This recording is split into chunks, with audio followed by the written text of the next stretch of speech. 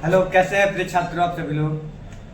प्रिय छात्रों, आज हम बात करेंगे इंग्लिश का टॉपिक पार्ट्स ऑफ स्पीच। लेकिन उससे पहले मैं आपको एक एक्सरसाइज सुनाना चाहता हूँ। संघर्षों के साये में इतिहास हमारा पलता है और जिस और जवानी चलती है उस और जमाना चलता है। प्रिय विद्यार्थियों, कर दिखाइए कुछ ऐसा कि दुनिया करना चाहे आपके जैसा। तो आइए पढ़ते हैं इंग्लिश का एक टॉपिक पार्ट्स ऑफ स्पीच। इसके बिना इंग्लिश जो है वो निराधार है। तो आप लोग तैयार हैं? Yes sir. Very good. तो आज हम क्या पढ़ने वाले हैं? Parts of speech. क्या पढ़ने वाले हैं? Parts of speech. Very good. आइए समझते हैं कि पार्ट्स ऑफ स्पीच क्या है। इसको समझने का प्रयास करते हैं। हमने कहा कि इसकी परिभाषा की बात करें, फिर इसके बाद आपको आम भाषा समझाते हैं। हमने कहा कि कुछ अक्षरों से मिलकर एक शब्द बनता है। कुछ अक्षरों से मिलकर क्या बनता है? एक शब्द बनता है। कैसे? हमने कहा आपको बताते हैं शब्द कैसे बनता है। देखिए, जैसे हमने लिखा कि आप देखेंगे ये बी और एक लेटर ले लिया ओ, एक लेटर ले लिया वाई, तो मिला के एक वर्ड बन जाता है। क्या बन जाता है? वर्ड बन जाता है। क्या बनता है भाई? वर्ड बनता है। वर्ड को हिंदी में शब्द ही तो कहते हैं। तो हमने कहा कि कुछ अक्षरों, अच्छा मतलब लेटर, अंग्रेजी में इसको क्या बोलते हैं? लेटर। हमने कहा कि कुछ अक्षरों को मिलाकर आप क्या बनाते हैं भाई? एक वर्ड बनाते हैं। जैसे कि बी ओ वाई तीनों लेटर है, इनको मिला देते तो हमारा क्या बन जाता है? वर्ड बन जाता है। क्या बन जाता है? वर्ड बन जाता है। चलिए, उसी प्रकार से कुछ शब्दों को मिलाकर हम क्या बना लेते हैं? वाक्य। अच्छा, वाक्य को अंग्रेजी में क्या कहते हैं? सेंटेंस कहते हैं। क्या कहते हैं भाई? सेंटेंस। Very good. क्या कहते हैं? सेंटेंस। सेंटेंस कहते हैं।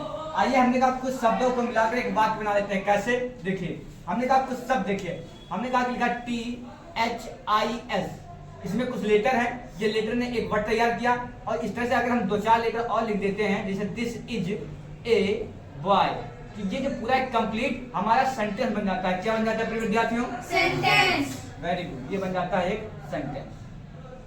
चलिए, खैर, लेकिन बात तो सेंटेंस की है, लेकिन हम तो पढ़ रहे हैं पार्ट्स ऑफ स्पीच। आइए देखते हैं ये क्या होता है। हमने कहा कि इसके देखे एकदम सटीक डिफिनीशन अगर जानने का प्रयास करें, समझने का प्रयास करें, तो ये होता है कि वाक्यों में प्रयुक्त शब्दों को कई भागों में विभाजित करना या किया जा सके। हमने कहा कि वाक्य में मतलब सेंटेंस में, जैसा आप सेंटेंस देख पा रहे हैं, जैसे this is a boy, the cat is sit on the table. हमने कहा वाक्य में प्रयुक्त मतलब यूज होना, जैसे ये सब यूज किए गए हैं। हमने कहा कि शब्दों को कई भागों में विभाजित करना ही आपका पार्ट्स ऑफ स्पीच कहलाता है। क्या कहलाता है भाई?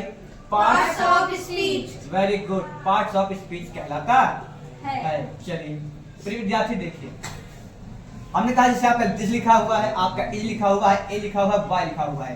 तो ये अचानक सडनली ऐसे नहीं हुआ है, इसमें एक नियम लगा हुआ है। इन सबको एक बिल्कुल रीऑर्डर सेंटेंस में किया गया है, तब जाके ये एक आपको अच्छा लगेगा। अगर हम लिख दें इसको उल्टा सीधा कर दें कि बॉय इज दिस ए, तो ये क्या कोई करेक्ट सेंटेंस है? नहीं है। तो ये हमारा गलत हो जाता है। तो इसीलिए सीक्वेंस में करना ही पार्ट्स ऑफ स्पीच होता है। ठीक है प्रिय विद्यार्थियों, आइए हम बात करते हैं कि पार्ट्स ऑफ स्पीच कितने प्रकार के होते हैं। तो हम पार्ट्स ऑफ स्पीच होते हैं 8 प्रकार के। कितने प्रकार के होते हैं? 8 प्रकार के। पार्ट्स ऑफ स्पीच होते हैं 8 प्रकार के। कितने प्रकार के होते हैं? 8 प्रकार के होते हैं। बताइए भाई, कितने प्रकार के होते हैं? 8 प्रकार के होते हैं। चलिए, हमने कहा देखते हैं। पहला क्या होता है आपका? नाउन। पहला क्या होता है? नाउन। दूसरा क्या होता है? प्रोनाउन। दूसरा क्या होता है? प्रोनाउन। तीसरा क्या होता है? वर्ब। तीसरा वर्ब। चौथा एडजेक्टिव। चौथा क्या होता है? एडजेक्टिव। पांचवा क्या होता है? एडवर्ब। पांचवा क्या होता है? एडवर्ब। छठा क्या होता है? प्रीपोजिशन। क्या होता है भाई? प्रीपोजिशन। Very good। हमने कहा सातवां क्या होता है आपका? कंजंक्शन। क्या होता है? कंजंक्शन होता है। और आपका 8वां क्या होता है? इंटरजेक्शन। क्या होता है भाई? इंटरजेक्शन। होता है। चलिए एक बात और समझिए, इसको अगर याद करने के तरीके की बात करें तो इसका एक तरीका है, एक ट्रिक है। हमने कहा कि NPVAAPCI क्या है? NPVAAPCI। आपका NPVAPCI आपका ये याद करने का ट्रिक है। N से आपका नाउन होता है, P से आपका प्रोनाउन होता है, V से आपका वर्ब होता है, A से आपका क्या होता है? एडजेक्टिव होता है, फिर आपका एडवर्ब होता है, फिर P से आपका प्रीपोजिशन, इस C से आपका कंजंक्शन और इससे आपका इंटरजेक्शन होता है। प्रिय विद्यार्थी, हमने कहा नाउन को हिंदी में क्या कहते हैं? संज्ञा। हमने कहा प्रोनाउन को हिंदी में क्या कहते हैं? सर्वनाम। हमने कहा वर्ब को हिंदी में क्या कहते हैं? क्रिया। हमने कहा एडजेक्टिव हिंदी में क्या कहते हैं? विशेषण। और एडवर्ब को हिंदी में क्या कहते हैं? क्रिया विशेषण। और प्रीपोजिशन को हिंदी में क्या कहते हैं? संबंध सूचक। और कंजंक्शन को हिंदी में कहते हैं? संयोजक कहते हैं। और अंतिम आपका बचता है इंटरजेक्शन। इंटरजेक्शन को हिंदी में कहते हैं विषयार्थबोधक। ठीक है प्रिय विद्यार्थियों, ये आपके होते हैं पार्ट ऑफ स्पीच के 8 पार्ट। इनको पढ़ेंगे नेक्स्ट वीडियो में। आज के लिए इतना ही। बहुत बहुत धन्यवाद।